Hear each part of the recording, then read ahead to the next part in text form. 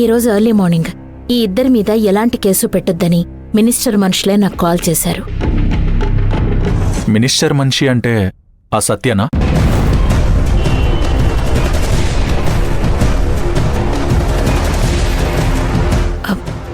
కాదు, వేరే వాళ్ళు. మినిస్టర్ మనుషులంటూ వాళ్ళు నాతో మాట్లాడారు. మంజు, వెంటనే వాళ్ళని రిమాండ్కి పంపించు. ఈసారి వాళ్ళు బయటికి రావడం కష్టమే. మేడం అలాంటి సెక్షన్ పెట్టింది. మీరిచ్చిన ఈ కంప్లైంట్తో ఏదో ఒక రోజు ఆ మినిస్టర్ మీద గెలవచ్చు.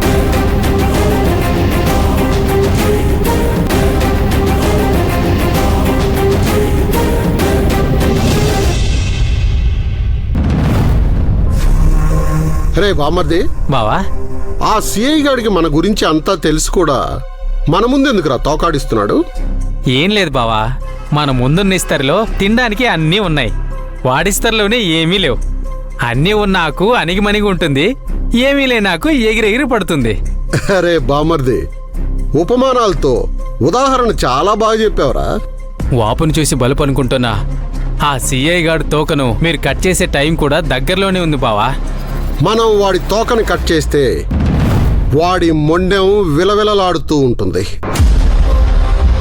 అలా ఉంటుంది మనం స్టెప్ తీసుకుంటే.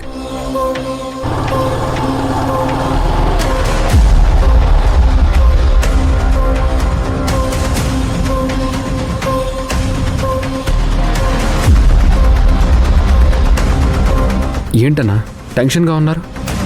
ఏం లేదు సత్య, మన వాళ్ళని ఏ రీజను లేకుండా పోలీసులు అరెస్ట్ చేస్తూనే ఉన్నారు.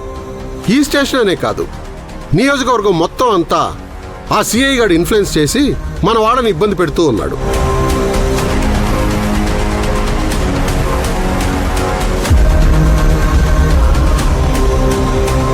నీకేమైంది సత్య అలా ఉన్నావు? ఏం లేదన్నా. ఏదైనా సమస్య వచ్చినప్పుడు ఇట్టాగే సలహా ఇచ్చేవాడివి అలా సైలెంట్గా ఉండిపోయావేంటి? అన్నా, నేను ఏదన్నా ఒక బిజినెస్ చేద్దాం అనుకుంటున్నాను.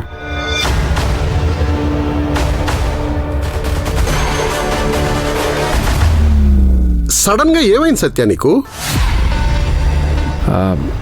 ఏం లేదన్నా, పొద్దున లేస్తే అమ్మ నాన్న ఎవరి పనిలో వాళ్ళు బిజీగా ఉంటారు. మంజు డ్యూటీకి వెళ్తుంది. నాకు పని ఏదైనా ఉంటే చేద్దాం అనుకుంటున్నాను. ఎందుకో కొత్త బిజినెస్ చేద్దాం అనిపిస్తుందన్న. మనిషికి చేంజెస్ అవసరమే, కానీ ఆ చేంజెస్ అనేది ఇప్పుడున్న స్థితి కంటే ఇంకా పై స్థాయిలో ఉండాలి. అందుకే బిజినెస్ చేద్దాం అనుకుంటున్నాను. ఏంటి సత్య, నువ్వు బిజినెస్ చేయడం ఏంటి? ఇప్పుడు నేను మినిస్టర్ పొజిషన్లో ఉండి వెళ్ళి మల్లెపూలు అమ్మితే ఎలా ఉంటుంది? ఊరుకోన్నా, అసలు పోలికే కుదరలేదు. నువ్వు ఒక యూత్ నాయకుడివి, జనాల్లో గుర్తింపు ఉన్నవాడివి. నువ్వు ఇలాంటి చిన్న చిన్న బిజినెస్లు చేయకూడదు. ఎవరు ఊహించనంత, ఎవ్వరికీ అందనంత ఎత్తులో నువ్వు ఉండాలి. నేను నిన్ను అలా నిలబెడతాను. ఎలా అన్నా? ఎలా, ఎప్పుడు అని అడక్కు, కానీ ఎవ్వరు ఊహించనంత ఎత్తులో మాత్రం నిలబెడతాను. ఏదో ఒకరోజు నేనే నీ అపాయింట్మెంట్ కోసం ఎదురు చూస్తానేమో, నాకు కూడా అందనంత ఎత్తులో నిలబెడతానేమో.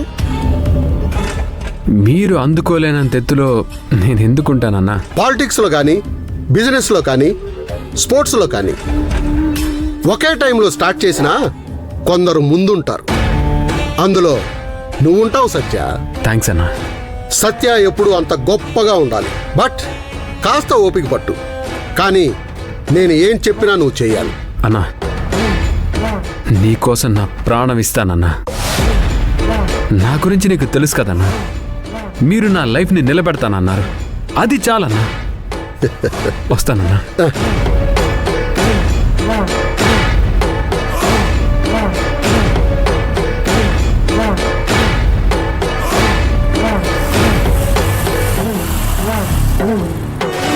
ఏంది బావా, సత్యను అంత నెత్తిని పెట్టుకుంటున్నారు?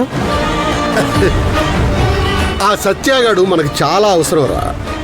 వాడు సడన్ గా బిజినెస్ అంటున్నాడు అంటే వాడిని రాజకీయాల్లో నుంచి పక్కకి లాగడానికి ఇది వాడి భార్య వేసిన ప్లాన్. ఇలాంటి వాడికి మొదట మనం చేయాల్సింది వాడు వెళ్ళాలనుకుంటున్న బిజినెస్లో నుంచి పక్కకి లాగి వాడి పగ్గాలు మన చేతిలో పెట్టుకోవాలి. వాడి భార్య మాట వినకుండా చేయాలి. ఆ సందర్భం కోసమే ఎదురు చూస్తూ ఉన్నాను. కానీ వీడు మాత్రం అందనంత ఎత్తులో ఉంటాడు. వాడు ఎంత ఎత్తులో ఉన్నా వాడు మన కాళ్ళ దగ్గరే ఉంటాడు. మీరు సూపర్ బావా.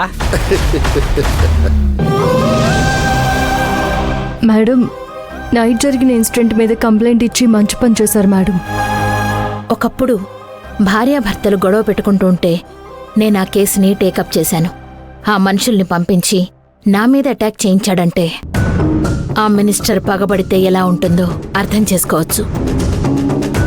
మినిస్టర్ని మన సిఐ గారు ఏ నుంచి జెడ్ వరకు పూర్తిగా చదివేశారు మేడం. ఇప్పుడు మీ మీద ఈ అటాక్ చేయించింది ఆ మినిస్టరే అంటే వాళ్ళని వదిలిపెట్టరు మేడం. సిఐ గారి క్యారెక్టర్ ఏంటి మంజు? ఆహా, మంచి ప్రశ్నే వేశారు మేడం. ఆ సిఐకి మీకు పరిచయం ఉందో లేదో ఇప్పుడే కనిపెట్టేస్తాను. మేడం ఇప్పుడేమడిగారు? మీ సిఐ గారి క్యారెక్టర్ ఏంటి అని అడిగాను. చెప్తాను వినండి మేడం. మా సిఐ గారికి పెళ్ళయింది. పెళ్ళైందా? అవును మేడం. ఆ భార్య అంటే సార్కి చాలా ఇష్టం. మీ సిఐ గారి భార్యని నువ్వు చూసావా? చూశాను మేడం. ఆవిడ లేనిదే ఆయన అస్సలు బయటికి రారు మేడం. ఏంటి మంజు, నువ్వు చెప్పేది అబద్ధం కదా? అబద్ధం మీతో చెప్తానా మేడం? అయినా సిఐ గారికి పెళ్ళైతే ఏంటి, కాకపోతే ఏంటి? మీరేమైనా ఫీల్ అవుతున్నారా మేడం? చచ్చా, నేనెందుకు ఫీల్ అవుతాను? మంజు, చెప్పండి మేడం. మీ సిఐ గారి భార్య పేరు తెలుసా? తెలుసు మేడం. ఏం పేరు? సార్ భార్య పేరు డ్యూటీ. ఏంటి? డ్యూటీనే ఆయనకి భార్య. ఏమంటున్నావు మంజు? భార్యని ఎలా ప్రేమిస్తారో ఆయన డ్యూటీని అలా ప్రేమిస్తారు. నా దృష్టిలో ఆయనకి పెళ్ళవడం అంటే పోలీస్ జాబ్ రావడమే. ఒంటి మీద డ్రెస్సే ఆయన అర్ధాంగి. టోటల్గా చెప్పాలంటే ఆయన జాబే ఆయన భార్య. విక్రమ్ సార్ మీకు గతంలో తెలుసా అనంటే ఏం చెప్పేదో. అసలు ఈ ప్రశ్న నేను అడగొచ్చా లేదా? వద్దులే, ఈవిడ చెప్పినప్పుడే విందాం. ఎందుకు మేడం విక్రమ్ సార్ పర్సనల్ విషయం అడిగారు? మినిస్టర్ మనుషులే నా మీద అటాక్ చేశారు అని చెప్పగానే వాళ్ళ మీద లాయర్ని బెదిరించిన కేసు యాడ్ చేయమన్నారు చూడు.